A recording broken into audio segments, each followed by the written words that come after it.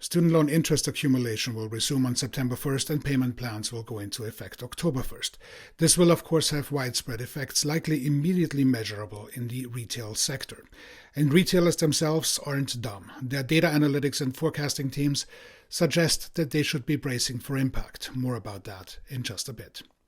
We talked about it here on this channel before as well. The economy will feel the impact of approximately $18 billion per month being rerouted from consumer spending to paying student loans.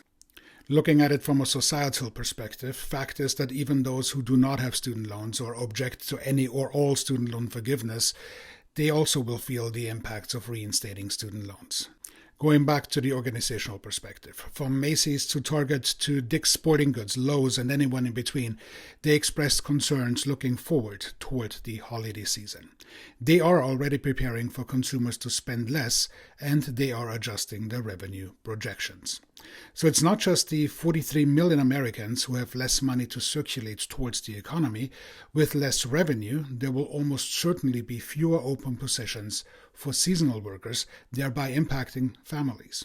For context, in 2022, pennyhoarder.com counted over 500,000 seasonal openings. Now, if the number of seasonal employment goes down, there will of course be large social impacts. Those who are feeling it the most will be women. 60.7% of seasonal employees are women. The average age is 40 years old. The compensation gender gap actually still present, although surprisingly narrower than in regular employment, with women earning 97 cents on the dollar of compensation for each man who is performing the same job. That is surprisingly narrow of a gap. And 7% of seasonal associates are from the LGBTQ community. So where will this leave us?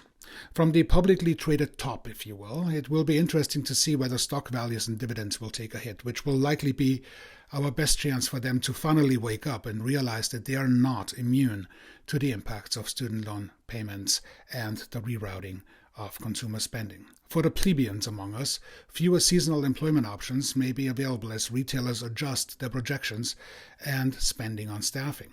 For many Americans, this means less money, less financial security, increased financial stress, increased debt through the inability to pay back current loans, and continue to add credit card debt. Everyday purchases will be impacted and spending decisions will need to take precedence. Do I pay for my medical bill, or do I put food on the table, or do I pay my mortgage or rent on time? Now add to it the most critical thing of all, and that is the potential for the increase in homelessness. In summary, we will actually have a probably serious challenge ahead of us. And then, of course, what about the children? Yeah, for many kids, this also, of course, means a less spectacular Christmas and far fewer memorable events.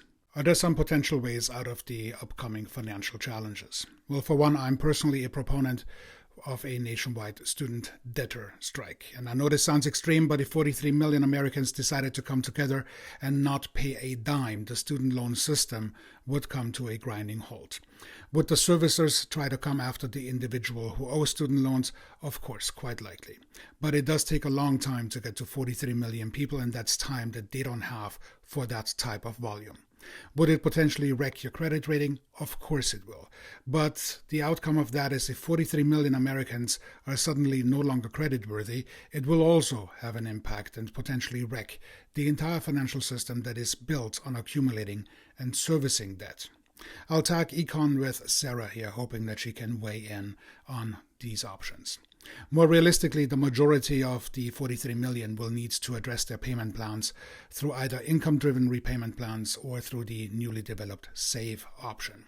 Exercise some caution here, though, because one may fit better than the other, so make damn sure that you compare which one actually fits better for you and saves you the most money.